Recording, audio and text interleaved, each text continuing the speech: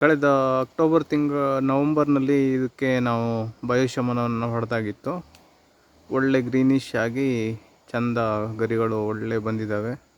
ಈಗ ಬೇಸಿಗೆಯಲ್ಲಿ ನಾವು ನೀರು ಕೊಟ್ಟಿದ್ದರಿಂದ ಮತ್ತು ಈಗ ಮೇದಲ್ಲಿ ಸ್ವಲ್ಪ ಮಳೆ ಆಗಿರೋದ್ರಿಂದ ಮತ್ತೆ ಸ್ವಲ್ಪ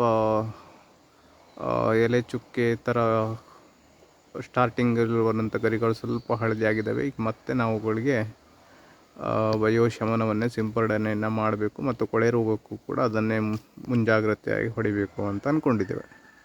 ಸಸಿಗಳಲ್ಲಿಯೂ ಕೂಡ ಎಲೆ ಚುಕ್ಕೆ ಪ್ರಮಾಣ ಕಮ್ಮಿ ಆಗಿದೆ.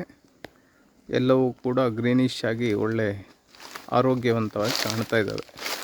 ನೀವು ಈಗೇನು ನೋಡ್ತಾ ಇದ್ದೀರಿ, ಈ ಒಂದು ಗಿಡ ಔಷಧಿಯನ್ನು ಸಿಂಪರಣೆಯನ್ನು ಮಾಡೋಕ್ಕಿಂತ ಮೊದಲು ಪೂರ್ಣ ಒಣಗಿ ಹೋಗಿತ್ತು.